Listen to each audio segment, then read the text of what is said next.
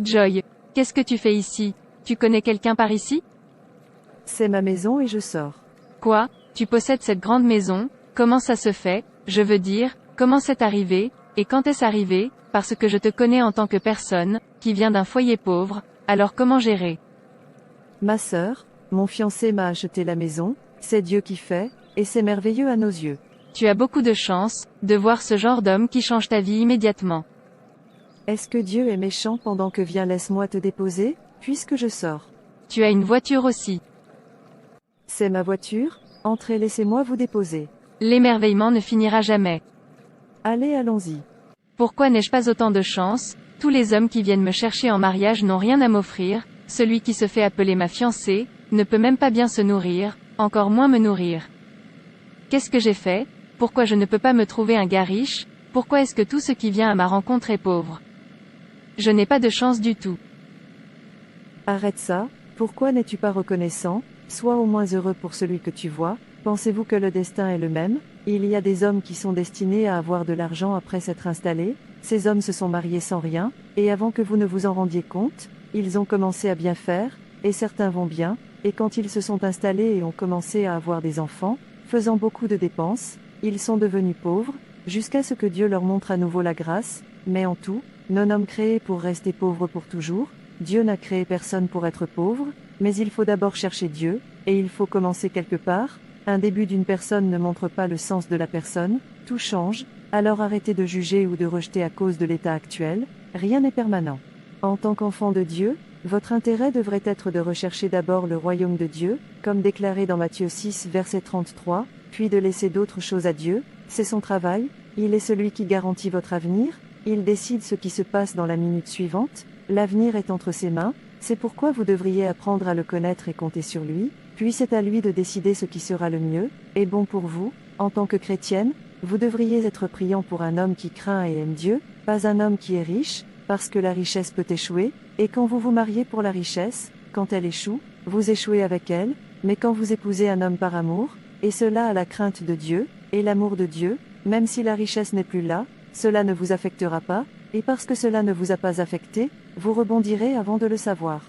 Donc ma sœur, les choses matérielles de ce monde ne sont rien, ce qui m'importe c'est d'avoir une maison pieuse, une maison craignant Dieu, une maison droite, une maison déterminée à faire le paradis, une maison qui aimera Dieu et tout ce qui concerne Dieu, parce qu'une famille qui n'a pas peur de Dieu, finira misérablement. Rappelez-vous, cherchez d'abord le royaume de Dieu, et toutes les autres choses vous seront ajoutées. Je t'ai entendu, je vais descendre ici, arrête-moi. D'accord, laissez-moi me garer. Maintenant tu peux descendre. Bye bye. Merci, j'apprécie. Vous êtes les bienvenus. Est-ce que je te blâme? Je ne t'en veux pas, tu penses que tu peux me tromper, parce que tu t'es trouvé un homme riche, tu veux que je reste pauvre jusqu'à ma mort, mais je vais te décevoir. Tout homme pauvre qui vient à ma rencontre perd son temps, parce que je ne me marierai pas tant que je ne me trouverai pas un homme riche. Qui n'aime pas une bonne chose. Oh cher, te voici. Chérie, où étais-tu? Je t'attendais depuis longtemps maintenant. Écoute, que ce soit le premier et le dernier, tu m'appelleras à nouveau chérie, tu m'épouses, suis-je ta femme? Pourquoi m'appelles-tu chérie? Mais, nous nous marions bientôt, tu es ma future femme. Retour à l'envoyeur, tes plans ont échoué, tu ne m'auras jamais, mon Dieu m'a délivré, va dire à celui qui t'a envoyé, de venir affliger ma vie de pauvreté que tu ne m'as pas vue, en fait dis-leur que je suis plus grand que toi. Qu'est-ce qui se passe? Je ne te comprends pas. Je ne t'épouse pas. C'est ce qui se passe, tu es un homme affamé, comment vas-tu prendre soin de moi, porter des pantoufles tout le temps, je rejette la pauvreté dans ma vie. Quelle? Qu'est-ce qui lui arrive? Elle était gentille, qu'est-ce qui la rend comme ça? Attends, miséricorde. Tu veux m'épouser, ça ne marchera pas pour toi.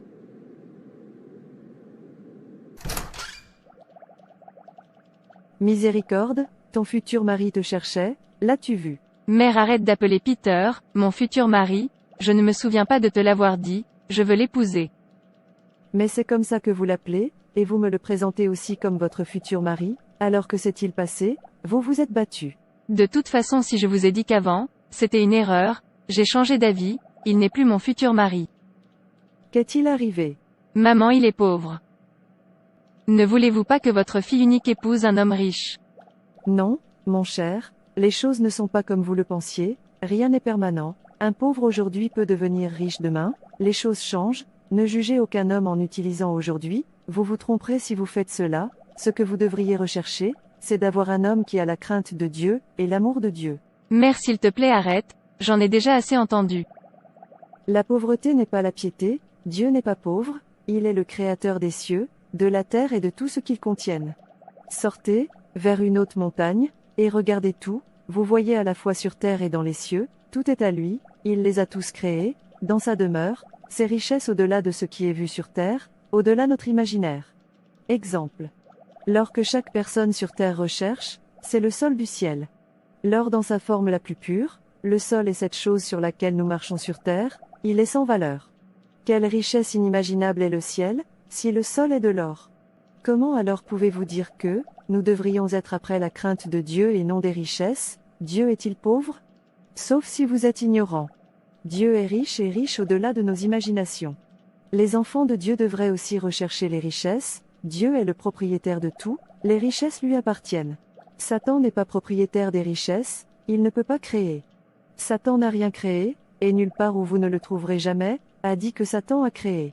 C'est un voleur, il vole et contrefait, et pour cette raison il est pauvre, en effet, il est le Seigneur de la pauvreté, donc les enfants de Dieu ne doivent pas être pauvres, car Dieu leur Père est riche.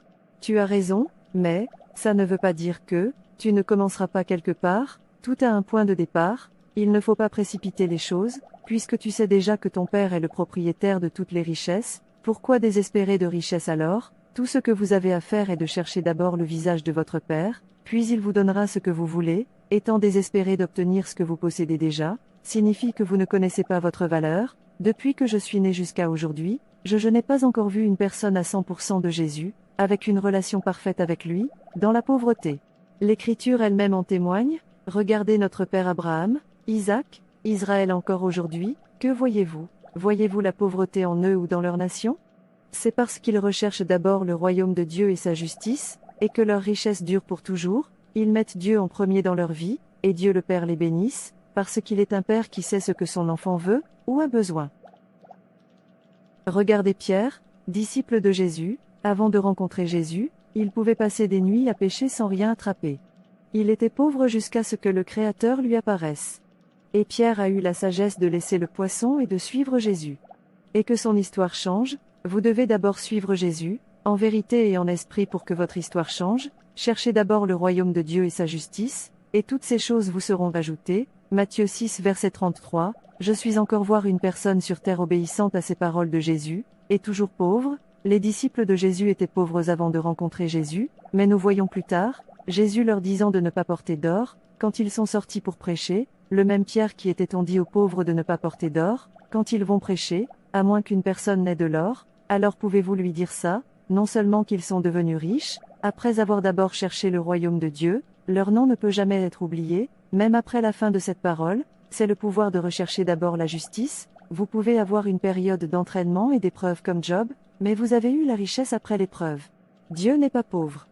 La pauvreté n'est pas pieuse, et ses fils et ses filles ne sont pas pauvres non plus, oui, mais cela ne doit pas vous pousser à commencer à poursuivre la possession terrestre, et oublier de qui vous êtes les filles et les fils. Les richesses terrestres ne rendent pas riches ou pauvres, il y a des richesses qui deviennent riches, qui nous attendent dans le ciel, nos richesses permanentes, qui nous attendent déjà, car vous connaissez la grâce de notre Seigneur Jésus-Christ, que bien qu'il fût riche, il s'est fait pauvre à cause de vous, afin que vous deveniez riches par sa pauvreté. 2 Corinthiens 8 verset 9, vous voyez que Jésus a laissé toutes ses richesses et est descendu sur la terre pour mourir pour nous, afin que nous soyons riches, et quand il était sur la terre, il ne partit jamais après les richesses terrestres, parce qu'il savait qui il était et est, il savait que toutes ces richesses étaient à lui depuis le début, et pour nous, cela montre qu'il y a des richesses qui dépassent les richesses, et c'est celle du ciel, il est mort pour nous pour obtenir cette plus grande richesse.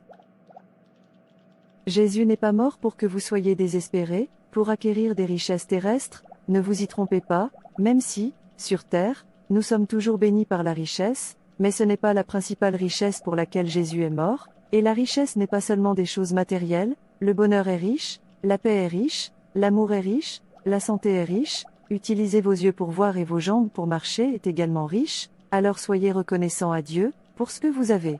Maman, arrête de t'embêter. Je sais ce que je fais. Je prie pour que tu n'aies pas fait d'erreur.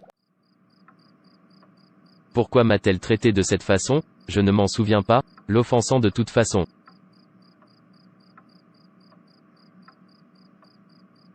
Peut-être qu'elle n'est pas heureuse, que j'ai visité hier, alors je devrais lui rendre visite à nouveau, je l'aime tellement, je souhaite qu'elle revienne à son état normal. Pouvez-vous imaginer, Joy conduire une voiture, vivre dans une grande maison, l'émerveillement ne finira jamais, je ne peux pas y croire.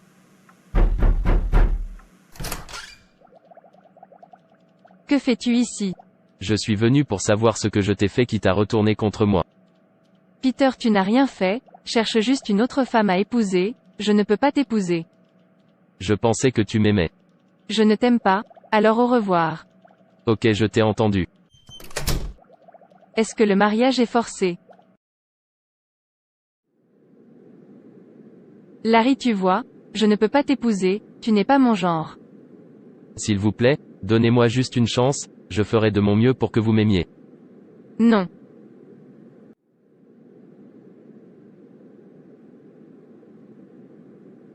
Que se passe-t-il? Je ne vois aucun homme riche, tous mes potes se sont tous mariés avec des enfants, et je suis toujours là.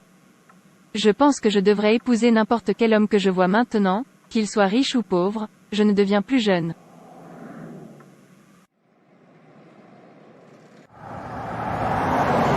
N'est-ce pas Peter?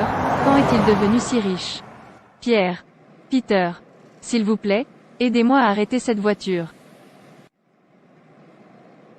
Peter, depuis longtemps, tu ne te souvenais plus de moi, tu viens de me passer.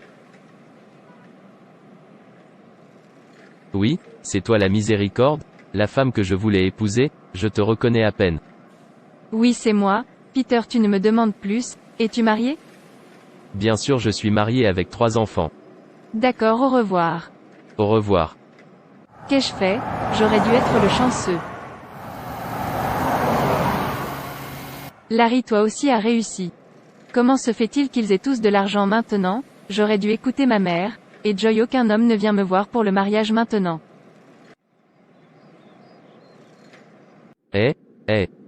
Dieu merci, il m'appelle, en fait je n'attendrai pas qu'ils finissent de parler pour dire oui.